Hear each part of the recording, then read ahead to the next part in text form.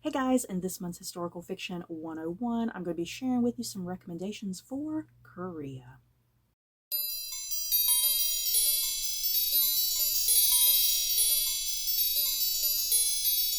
If I'm not mistaken, I think in the past for my Historical Fiction 101 videos, I think I've done some recommendations for China and Japan, I think.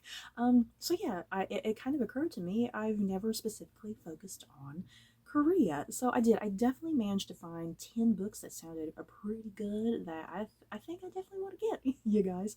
So I have 10 books here that I'm going to run down through very quickly. I'm going to be looking down here. If you see me looking down, I'm looking down at my computer so I can read the Goodreads synopsises. So yeah, if any of these books sound good to you, pull up your Goodreads and read alongside with me. First up, we have Pachinko by Min Jin Lee, and this was recently, I think last year, turned into a wonderful miniseries on Apple TV Plus. I highly recommend this TV series, you guys. If you feel like you don't have the time to consume a book, maybe you have time to consume a TV show a little quicker. But yeah, such an incredible miniseries, you guys.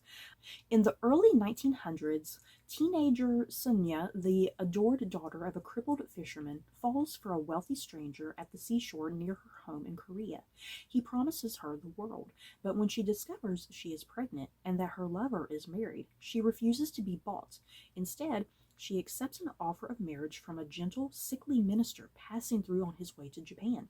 But her decision to abandon her home and to reject her son's powerful father sets off a dramatic saga that will echo down through the generations. Yes, seriously, this is such a good story, you guys.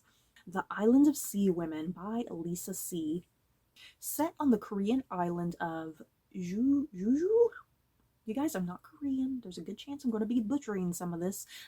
Please kindly correct my pronunciation because I definitely would love to know how some of this stuff is pronounced if I'm pronouncing it incorrectly. Set on the Korean island of Jeju, like I said, I think that's incorrect.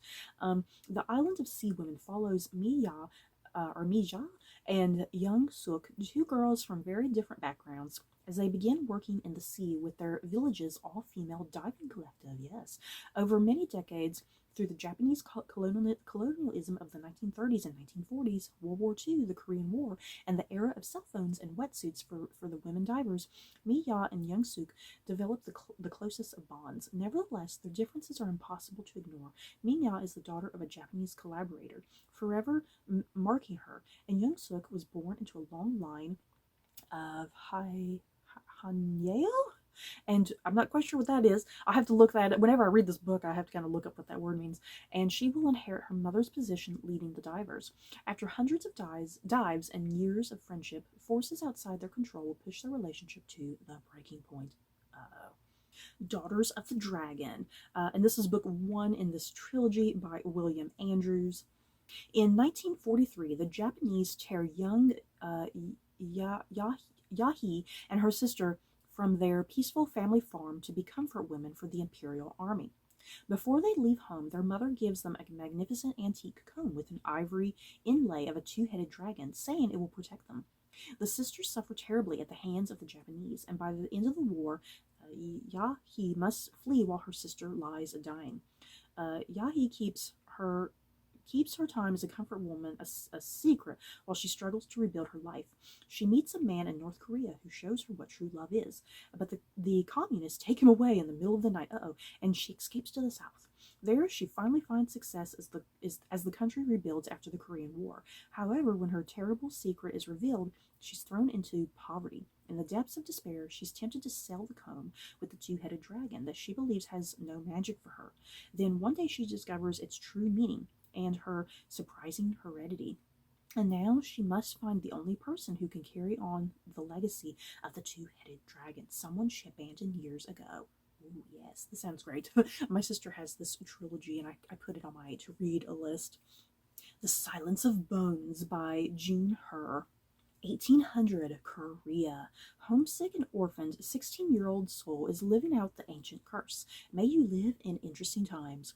Indentured to the police bureau, she's been tasked with assisting a well-respected young inspector with the investigation into the politically charged murder of a noblewoman. As they delve deeper into the dead woman's secrets, Seoul forms an unlikely bond of friendship with the inspector, but her loyalty is tested when he becomes the prime suspect. Oh no, and Seoul must be the only one capable of discovering what truly happened on the night of the murder. But in a land where silence and obedience are valued above all else, curiosity can be deadly. Yes, this sounds so good. And it says this is a young adult book. I'll have to pick this up. This sounds so good. Beasts of a Little Land by Yoo Kim. I do own this book as well. You know, the thing is, there's quite a number of books on this list that I do own. I just need to make my way to them because they all sound so good, you guys. In 1917, deep in the snowy mountains of occupied Korea, an impoverished local hunter on the brink of starvation saves a young Japanese officer from an attacking tiger. In an instant, their fates are connected, and from this encounter unfolds a saga that spans half a century. In the aftermath, a young girl named Jade is sold by her family to Miss Silver's courtesan school, an act of desperation that will cement her place in the lowest social status. When she befriends an orphan boy named Young-ho, who scrapes together a living begging on the streets of Seoul, they form a deep friendship. As they come of age, Young-ho is swept up in the revolutionary fight for independence, and Jade becomes a sought-after performer with a new romantic prospect of noble birth. Soon, Jade must decide whether she will risk everything for the one who would do the same for her. Ooh, yes, sounds so good. The Mermaid from Juju. There goes Juju again, because I honestly think I'm mispronouncing it. In the aftermath of World War II, Go Youngya is a girl just coming into her own. She is the latest successful deep sea diver in a family of strong. You know, there's that word again. When I was reading off of the island of sea women, this is the same word that popped up. I'm not quite sure what it means. Confident she is a woman now, Yunya urges her mother to allow her to make the Go family's annual trip to Mount Hala, where they trade abalone and other sea delicacies for pork. Yuya, a sea village girl, has never been to the mountains, where it smells like mushrooms and earth. I love that description. And it's there she falls in love with a mountain boy, Yang Suoi, who rescues her after a particularly harrowing journey. But when Yunya returns one day later, it is just in time to see her mother take her last breath. Oh my. Beaten by the waves during a dive, she was taken in Yunya's place. Oh, that's sad. Spiraling in grief, Yunya sees her younger siblings sent to live with their estranged father. Seoul is gone. The ghost of her mother haunts their home from the meticulously tended herb garden that has now begun to sprout weeds to the field where their bed sheets are beaten. She has only her grandmother and herself, but the world moves on without Yunya. The political climate is perilous. Still reeling from Japan's forced withdrawal from the peninsula, Korea is forced to accommodate the rapid establishment of U.S. troops, and her grandmother, who lived through the Japanese invasion that led to Korea's occupation, understands the signs of danger all too well.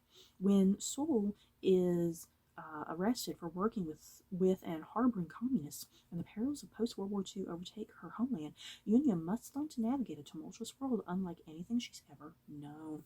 Guys, once again, I do apologize about me butchering all these names and places. It's probably unbearable. that's why I say when I'm doing these videos, pull up Goodreads right alongside me, so that way you can kind of read better what I'm trying to get through here. If You Leave Me by Crystal Hannah Kim.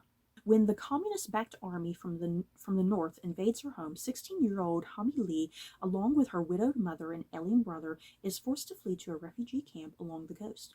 For a few hours each night, she escapes her family's makeshift home in tragic circumstances with her childhood friend, Kwang-won. Focused on finishing school, Kwang-won doesn't realize his older and wealthier cousin, Jisoo, has his sights set on the beautiful and spirited Hami, and is determined to marry her before joining the fight. But as Hami becomes a wife and then a mother, her decision to forsake the boy she always loved for the security of her family sets off a dramatic saga that will have profound effects for generations to come. Ooh, this sounds good too. Why does every single one of these books sound so good, you guys? The Calligrapher's Daughter by Eugenia Kim. In early 20th century Korea, Najin Han? I need glasses too. That's the problem with me reading some of this too, you guys. I need glasses because I can't read. Let me look down here. Najin Han Okay, I couldn't tell if that was an I or a J. Najin Han, the privileged daughter of a calligrapher, longs to choose her own destiny. Smart and headstrong, she is encouraged by her mother, but her stern father is determined to maintain tradition, especially as the Japanese steadily gain control of his beloved country. When he seeks to marry Najin into an aristocratic family, her mother defies generations of obedient wives and instead sends her to serve in the king's court as a companion to a young princess. But the king is soon assassinated, and the centuries-old dynastic culture comes to its end. In the shadows of the dying monarchy, Najin begins a journey through increasing oppression that will forever change her world. As she desperately seeks to continue her education, will the unexpected love she finds along the way be enough to sustain her through the violence and subjugation her country continues to face? Next up, The Sorcerer of Pyongyang by Marcel Thoreau. This is another book that I've been dying to get my hands on, you guys. And I believe this book takes place in the 80s, if I'm not mistaken. It either takes place in the 80s or kind of into the 90s. It doesn't say here when it takes place. I kind of had to look through some people's reviews, and it seems like it takes place in either like the 80s or early 90s. 10-year-old Yunsu is a bright and obedient boy whose only desire is to be a credit to his family, his nation, and most importantly, his dear leader.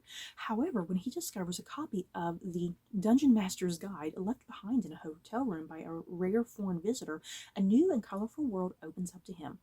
With the help of an English-speaking teacher, Yunsu deciphers the rules of the famous role-playing game, and his imaginary adventures sweep him away from the harsh realities of a famine-stricken North Korea. Over time, the game leads Yunsu on a spellbinding and unexpected journey through the hidden layers of his country toward precocious success, glory, love, betrayal, prison, a spell at the pinnacle of the North Korean elite, and an extraordinary kind of redemption. Oh, this sounds so great, you guys. Seriously, it's like kind of like he's discovering Dungeons and Dragons, essentially. Oh, this sounds so good. And the last book that I have here, Human Acts by Han Kang, and this is like in originally Korean, and it's a translated book. And I think when I was looking through reviews of this book as well, I think this is like the 90s as well. In the midst of a violent student uprising in South Korea, a young boy named Dongho is shockingly killed. The story of this tragic episode unfolds in a sequence of interconnected chapters as the victims and the bereaved encounter suppression, denial, and the echoing agony of the massacre. From Dongho's best friend, who meets his own fateful end, to an editor struggling against censorship, to a prisoner and a factory worker, each suffering from traumatic memories, and to Dongho's own grief-stricken mother. And through their collective heartbreak and acts of hope is the tale of a brutalized people in search of a voice. Oh, this sounds so good, too. And I really love the cover on this, too. Ooh. So, you guys, that is it for my 10 recommendations for books that are set in a historical fiction setting in Korea.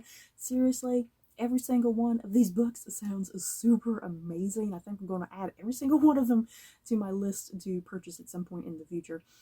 In the comments below, maybe I have left some important books out of this list. Definitely let me know if there's some books set in Korea, like I said, a historical fiction setting in Korea that you may like. So yeah, that's it for this video. Don't forget to like, comment, and subscribe. If you guys like this video, you may like these other videos. Bye, guys.